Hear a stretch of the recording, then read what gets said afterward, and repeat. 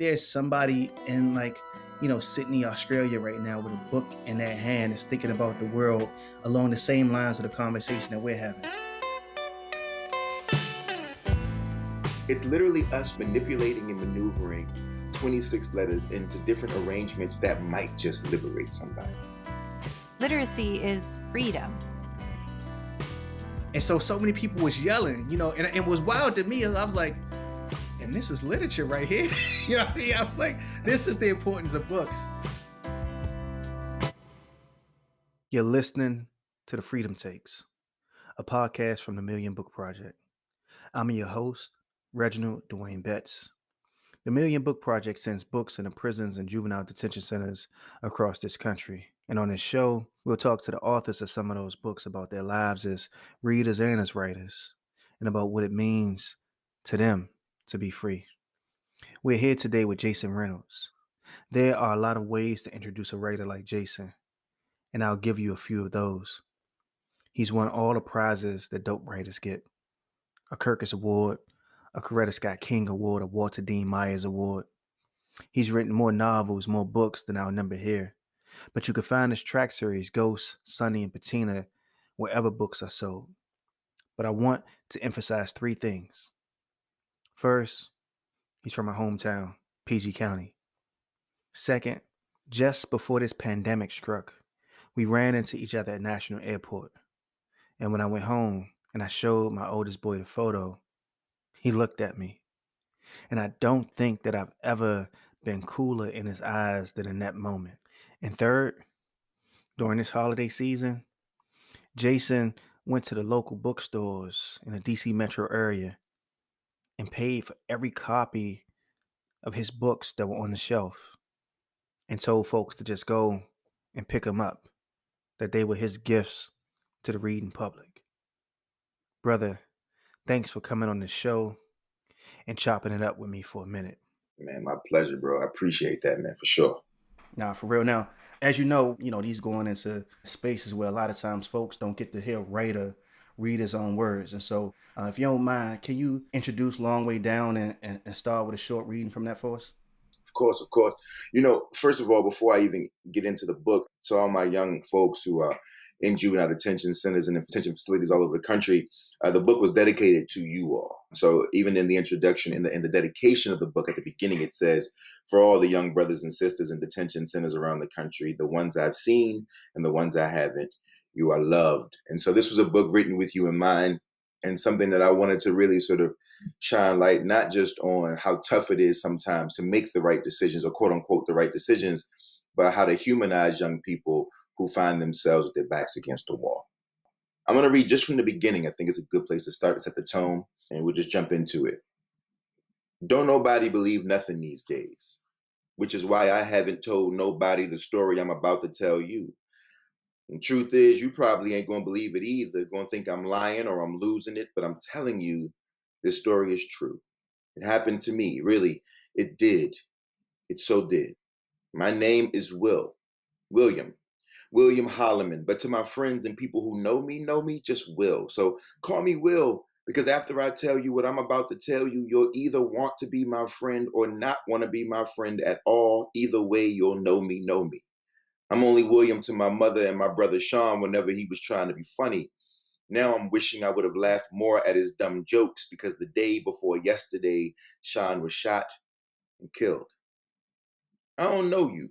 Don't know your last name, if you got brothers or sisters or mothers or fathers or cousins that be like brothers and sisters, or aunties or uncles that be like mothers and fathers. But if the blood inside you is on the inside of someone else, you never want to see it on the outside of them.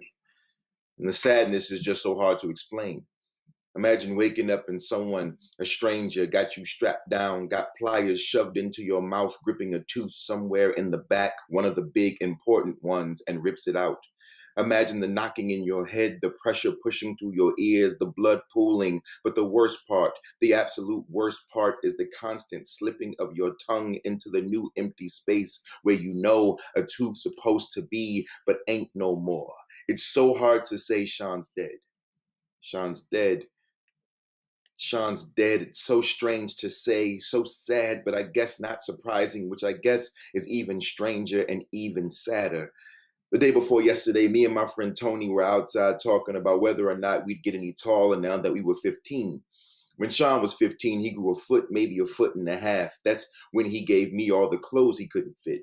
Tony kept saying he hoped he grew because even though he was the best ball player around here our age, he was also the shortest. And everybody knows you can't go all the way when you're that small unless you can really jump like fly. And then there were shots, and everybody ran, ducked, hid, tucked themselves tight, did what we've all been trained to, pressed our lips to the pavement and prayed the boom, followed by the buzz of a bullet ain't meet us. And after the shots, me and Tony waited like we always did for the rumble to stop before picking our heads up and poking our heads out to count the bodies. This time, there was only one, Sean. And I'll stop there. Let's back up a little bit. Can you give a bit of a summary of Long Way Down? We know my man Will's brother Sean gets murdered. Then what happens? Yeah. So Sean gets murdered, but Will grows up in an environment like many of us grow up in where there's pressure, right? And that pressure comes from all sorts of different directions. And there are certain rules that one must follow, no crying, no snitching, and you always sort of seek revenge. And so now Will feels charged to do that. And so he gets his brother's gun and he gets in an elevator because he thinks he knows who did it. And when he gets in that elevator, which is where the whole story takes place, by the way. So 90% of this book takes place in the elevator. He is met by people from his past, people that he's loved, his father and friends, and he's happy to see them. But the only issue is each of these people are dead and they've all been killed from gun violence. And so he's face to face with other victims of this thing. And they're all just having a conversation to push him, or not to push him, but just to help him figure out what decision he's going to make. How did you decide on the arc of the book? How did you decide on like the questions you would ask and how you would begin to develop those questions in verse? First of all, the original version of this book is written straight ahead, a straight ahead prose novel. When I turned it into my agent, she was like, yo, the premise is sort of flawed by the form. It just didn't work because, especially for young people, how do you expect them to believe that all this takes place in a minute if it takes them 3 weeks to read it? And so it was all about like recalibrating what I needed to do to make sure that some 14, 15, 16-year-old could really kind of lock down and say, like, though I know this is not plausible, it could be. So first I had to think about that. And then when I started to write it in verse, that was my original discipline, right? I was trained in poetry. That's the channel that I came through, the tradition that I came from. You get older and then I started writing prose and novels, and that was sort of my lane. But I was trained as a poet. And so when I started to tap back into some of those tools, I started to remember that like the beauty of verse is you get to give every single word all of its power, right? So like we use language so cavalierly sometimes, but the poet doesn't. You can't. As a poet, you just can't. And what's great though is this feels like a 300-page novel, that it was written in prose. And I think that was one of the things I found to be a true accomplishment in the piece. I'm gonna ask this other question, man. I didn't know if I was gonna ask you this, but I had this really traumatic thing that happened the other day, right? So my son, his teacher started reading him, guess it's Ghost. This is my 9-year-old son. And it fucked him up. And this is like a really sensitive kid. He crying. He came to me, he was like, are you gonna get drunk and shoot mommy? I was like, what did you talk about? He was like, well, I was reading Ghosts. I was like, have you ever seen me hit your mom? He was like, nah. I was like, have I ever hit you? He was like, on the basketball court? That don't count, And me and him talked about it. So the book gave us an opportunity to just have a real serious conversation about domestic violence. And I have my answer, and I'll tell you what the answer was I told him to this question. But he said, how come Jason Book's so violent? First of all, shout out to the sensitive boys. I think it's a beautiful thing that you can provide a space for your son to be a sensitive man. And I think it's a strength. I think it's a superpower, to be quite frank. In terms of the books, though, why are they so violent? The truth is that Ghost isn't a violent book, right? There's a violent moment in his life, but the rest of that book has nothing to do with that moment. That moment sort of informs who Ghost is and who he becomes, but who he becomes isn't his father. Right? It isn't what it is. And so what I really try to do in my stories isn't sort of drill down on the violence, but instead highlight the resilience of young people, highlight how we all have moments in our lives that can be a bit traumatic, and we learn how to cope. And the best of us, with the right adults in our lives and the right friends in our lives, turn it into a certain kind of fuel to do wonderful things, to be less harmful to the people around us. What I told him, and I think your answer is much better, but I hadn't read the book. But what I told him is, we write these things to create an entryway into a conversation. Yeah. And I was like, frankly, me and you, I'm telling him, we wouldn't be having this conversation now without the book. Yeah. And I was like, in the book reflects a real moment, but I struggle with that all the time, is how to explain my writing to my sons. And so I can't wait to play him this and let him hear your answer. But I will say, because, he had just heard the first 2 pages of the book when me and him had this conversation. But then I came in his room a little while later, like, 2 or 3 days later, and he was on the bed reading the book. I was like, that's what I'm talking about, because one of the things was like, how do you confront the world without running away? And how do you confront it with some sensitivity and with some perspective? And I wonder, when you think about the wisdom that Will confronts through these series of folks that he meets on the elevator, how are you thinking about how that functions in our life? What are you telling us to pay attention to? The biggest thing was I needed to figure out how to present an argument that didn't feel like an argument. And I needed to do it in a way that wasn't didactic, because kids don't like to be talked down to, and kids don't really like to be taught. That's not my job. I'm not a teacher. I'm not even a parent. My job is to figure out ways to put them in situations where they can teach themselves, right? And so what I wanted to do was create characters that ask questions, create characters that served almost as totems, because nobody ever says anything. They all just ask him questions. Danny shows up, and that's one of his homegirls from childhood. And all she says is like, well, what if you miss? She doesn't say, don't do it. She's just like, well, how do you know that this is the guy? And when you get there, what if you miss? All right. Just to get to your point, I wrote the book sort of with 2 things in mind. How would this be read as a child, and how would this be read as an adult? Because I think in this moment, I needed to put both categories of people in the hot seat. For young people, I needed them to read it and realize that they all will have decisions to make, and we are all being haunted, whether it be by our traumas, by our teachings, the teaching of our parents, your spiritual places, school. All of us are sort of walking around with something in our ear, or lots of things sort of in our ears all the time. And then for adults, I had to put adults in a situation to say, look, young people, what do you do when you have the fate of a child in your hands? Because the decision that you make says a lot about you.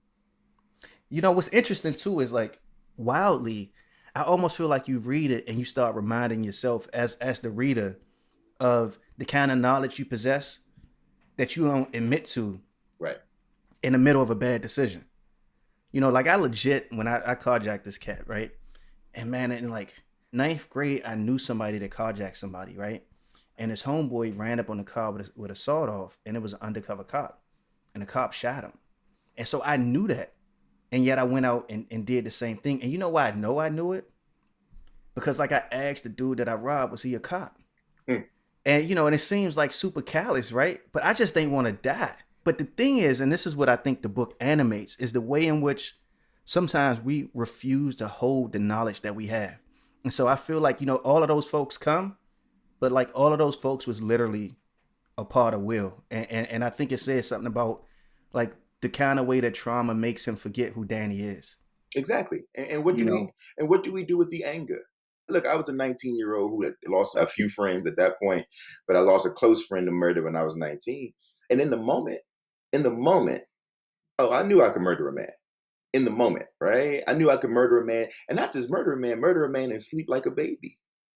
I knew it because of the kind of anger and pain that I felt in that particular instance. And if it wasn't for my guy's mom basically blocking the door and begging us to let it go, maybe I wouldn't be here, right? Because like you said, right, at that point, I knew what was right and wrong. I had a certain kind of ethic, right? I knew all those kinds of things, but I also was overtaken by a trauma that no one could seem to help me with. And so amnesia becomes much easier to have when pain overtakes you and overwhelms you. Will is not a quote unquote what society would label a gangster. He's not. He's scared, but he's also in tremendous pain and under tremendous pressure, Well, wildly though, man, his pops was like not really a gangster, was afraid. And what I found really touching actually is when his pops told him the story. Because I guess the other part of it is both what we know, but I think the book also reveals how dangerous what we don't know can be. And I be telling my kids these stories because it's like, if I don't tell you these stories, then you will mess around and walk into the world not equipped to breathe when it comes time to breathe. So I actually appreciated how you framed that and how you revealed the pain of Will's father. I mean, that was truly dope. I learned that in a juvie. I was in a juvie out California some years back, and there were rival gangs in the same classroom. And I was in there talking, we having a good time. And then when it came time for Q&A, but they began to talk about sort of rival crews and how, like, yeah, old boy across the room, he from so and so and so and so, and I'm from Southside, this, that, and the third. And the teacher was like, you know what? Let me explain what's going on to Mr. Jason here, because he doesn't know. He's not from California. He don't know what's going on. He's like, look, my grandmother was murdered by a gang member when I was a child. Right? He said, well, that's the reason I took a job. But I grew up knowing I was going to take this job when I was very young because of what happened to me. And he said, the reason that these gangs are beefing, these kids don't even know this, is because 50 years before they were born, there was in San Quentin, one crew went to one guy's cell and took a pair of shoes from him and hid the shoes. And it was a practical joke. Dude took it seriously, didn't like being embarrassed, and killed the guy. And then the back and forth began. These kids don't even know, right? That they're like, it's this weird cycle that began over a silly moment over a joke. And all these years later, they're carrying out a tradition of trauma with absolutely no clue of where it began and how it all started. And that's the reason I wrote The Father that way. It's like, you have no idea. You think it's one way. Yeah. We don't tell the whole truth, That's one of the ways in which this joint fits into a literary tradition that includes Hamlet, that includes the Odyssey, but also in a real way, somebody who you might connect with, because he was sort of like a cat who was a poet and then flipped it. It's like August Wilson. Yeah. And you think about King Hedley II.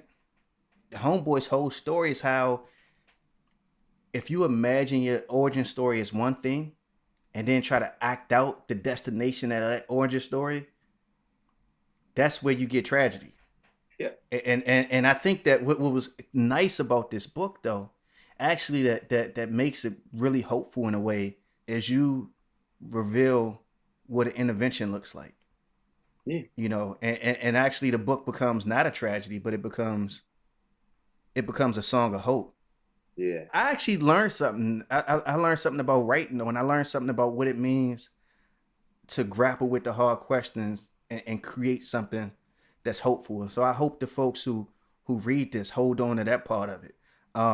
In previous interviews, you said that you weren't much of a reader as a kid because you didn't find like many books that connected with your life or something. Yeah. Can you talk about the kind of reading practices that you had when you were younger and sort of how those evolved as you got a bit older? When I was young, man, I didn't have a long way down, right? I didn't have a ghost. I was born in 83, so you're talking about basically most of the 90s. And there's a weird gap in literature, man, especially literature for young people, young Black people, between like 1980 and like 1999. Now, there was work being published about Black children. I mean, Walter D. Myers is the guy, but his sweet spot is the 1970s. Had I been a 70s baby, I'd have been like all good, right? But you figure, like, I'm growing up in the 80s and 90s. There are three major things happening in my life, right? The crack epidemic is happening, right? My family's affected, my cousins and all of that is happening. HIV, my neighbors are dying of AIDS. I'm a 10, 11-year-old. Like, I'm watching this happen. And I remember like the pandemonium and all of the hysteria around whether or not it was airborne. I remember them putting hazmat signs on my neighbor's house. Hazmat signs, right? So those things are sort of in there. And then there's rap music. And there's not a single book about any of those things written for young people. And so I just didn't rock with it. It felt boring. It felt far away. It felt like work, like a chore. It felt strictly for school. And so I didn't do any of it. Where'd you go to school at? I went to Barnaby Manor for elementary, right in Oxon Hill. And then I was supposed to go to Potomac High School. My older brother graduated in 95. And so that was the year when like they introduced metal detectors. That's when like all of that was changing and all that was going on. And my mom was like, yeah, nah, send me to private school. Yeah, I went to Walker Mill. Yeah. And then it's crazy because I went to Walker Mill for the Magnet program, right? So I was supposed to go to Andrew Jackson, but Walker Mill had a Magnet program. I went to Walker Mill, and then I went to Suitland High School, and I grew up the same time period. I mean, I read Walter Mosley for the first time in prison. You know, like Look, I've been trying to tell people. Look, Dwayne, I was on a call with the Prince George's County Library System. We did a whole thing, right? And one of the ladies was like, "What is it like? How do you feel? How proud are you to be from Prince George's County?" And I had to explain to her. I was like, "Listen, let me tell you something. The way that y'all spin a narrative around this place is interesting because if you live below Exit 15, you are having a very different experience. right. Like we're having a completely different experience. Ain't nobody ever said how proud you feel if you're from PG. But I mean, I feel proud to be from PG, but the PG that I understand is not what you think you're proud of. You know, like the PG I know growing up, people dismiss it. People dismiss it. The PG that Ta-Nehisi wrote about in Between the Road and Me is not the PG I'm from, right? So like this idea that like I was my mom has been a teacher, was a teacher. She's 75, retired this year. And we always laugh. It's like, look, there's this weird thing that everybody throws around. Prince George's County has got the wealthiest black population in America. It's like, yeah, and yet every single school, every single public school saying one or two above Exit 15 are Title I. Yeah. So you explain to me how this shakes out. When I was growing up, I grew up in a working class household in a working class family. And if you was from the hills or the heights, you were having a completely different experience than if you were from Upper Marlboro or Bowie. It was completely different. If you from Walker Mill or you went to Suitland or you were at Silver Hill Road, Man. Swan Road. I grew up on Swan Road. No, I mean, I grew up on Swan Road. You know, honestly, man, it was not a game. And you know what's interesting though, what I appreciate about what you just said is that when I grew up on Swan Road, no books existed. In terms of the landscape of education, including creating a reading diet for young people, that was not a part of the zeitgeist. I think we're changing this now, but sometimes I wonder if we are. Because I don't live on Swan Road no more. Right. What do you think about because you more hip to this than I am. What do you think about the like landscape of reading for young folks now in terms of access to your books, but also Angie Thomas? I mean, it's y'all got a crew. I'm trying to join the crew now. I read this. I was like, you know what, man? I'm about to try this, man. I'm about to, Kwame Alexander. I'm like, I know these cats. And my kid's like, no, you don't. And I'm like, I might have to write me a YA book just to feel like a real writer these days. Man, please, man. You know what? I think it's changing. We're seeing a shift. And in the neighborhood, the neighborhoods are always going to be complicated. So you don't always see it in the way the neighborhoods shake down. But in those homes, man, and in those schools, you got a lot more youngins reading, man. It's happening. The other thing about like Angie and me and all of us is we understand the value and the currency and cool. And so it's like, look, I'm trying to make sure you know that this is the cool thing to do. So I'm gonna write books that I think are cool, and y'all gonna bite down. And then y'all, when y'all do see me, or when you bump into me, or when you see me on the street, or when I come to your school, you'll be surprised that I look just like you. I got all the tattoos just like you. I come from the same neighborhood. I grew up on Wheeler Road, the same neighborhoods, the same things. I'm an Iverson Mall baby. You know what I mean? You said Iverson Mall. This whole interview is like straight round away, which is wild. Now, I think we imagine things for ourselves that was like wildly absurd and talking about, the possibilities. Like we thought we would be somebody, even if we had no name for that thing. Yes. But I don't think I was ever in a school that imagined this conversation happening. Yeah. Even being in magnet programs, and I think that's one of the things that your writing does is like you create a new reality for what's possible. Because we don't even really know each other that well. Yeah. But we live, 15 minutes away from each other. Yeah. And ended up on this stage. Which I think that's kind of like a magical thing, actually. And I hadn't thought about it much until you started naming streets. I mean, I think people underestimate. Look, my mother, she always is 1,000%. We ain't never see our parents reading in the house. Like I ain't never seen my mom reading. This wasn't like an option. It wasn't like I knew I was going to do something, but there was no path. Yeah. My mother never could say like, I'm going to tell you how to accomplish your dreams. It was just kind of like, hey, work hard, champ. You know what I mean? Do the best you can out there. You know what I mean? Don't. I know. But mom was like, yo, don't go to jail. And then I went to jail. She's like, I just asked you to do one thing, how you messed that one up. And I'm like, oh, mama, be a poet. She's like, man, you done went to jail and gone crazy. I think it's good for young people to see that and to see us and to know that like you from wherever you from and whoever you think you are, that we have the possibilities and the capabilities to do and to make of the world whatever we want. So on your website, and this is actually, man, this is probably what really got me is on your website. You said, here's the plan. This what you do. Just don't write no boring books. That's it. For me, reading was a way out of boredom. Mhm. And so how do you figure out what's a boring book? How do you avoid that? And this is going into prisons too, and they writing books. And I wonder the advice that you have for them in terms of how do you keep yourself from writing a boring book? Look, you think about the mediums of storytelling that always work, right? Like movies, right? You think about movies, bro. There's a way that they write movies where after the second or third page, something got to happen, right? They use the hook method. It's important. That's the reason why your son read the first 2 pages of Ghost and was like, "Whoa, this is a lot," and why you caught him in the room reading the rest of it. Yeah, It's all very intentional, right? It's all very intentional because I know who I'm writing for. I know writers, we have this thing that we all do where we say like, "Oh, I write for myself. I write." This is like a thing that writers love. This is like writing. It's like a thing we keep in the hip pocket. It's like, who do you write for? I write for me. I write for me, right? Yeah. The stakes are too high for that. I write for children, right? And because I know that I'm writing for children, I have to know who they are and where they are at this moment in their lives. And where they are is in a space where attention spans are very, very short. So you better get them quick. You notice you work around kids. If you can't figure out how to get them in the first 5 minutes, good luck trying to wrangle them back in. Yeah, we once me and my man coached the basketball team. We coached our kids on the basketball team, and I be doing like ignorant shit, like giving children books instead of awards at the end of the basketball season. So like we bought every one of your books that was in the store. So it was like Ghost, it was Patina, it was Long Way Down, it was like Look Both Ways. We just had a stack of your books, and we come back to the house. I show them the books. They like, yo, I read that. Oh man, you got the Jason Reynolds book? Oh, I read that one. And then I give somebody one that they already read, and then they trade them, and it was like a beautiful thing to see. And I thought for me, what that moment reflected is when you put these books that I'm boring in the hands of young people, they resonate, and the kids read them.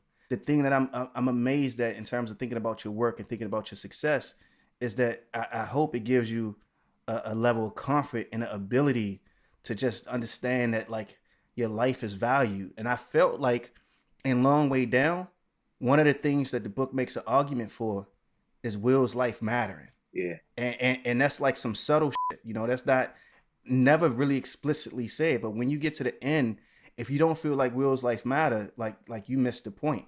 And so I thank you for that, man, because I think it's important for these young folks it's important for all of us to recognize that, our lives have value.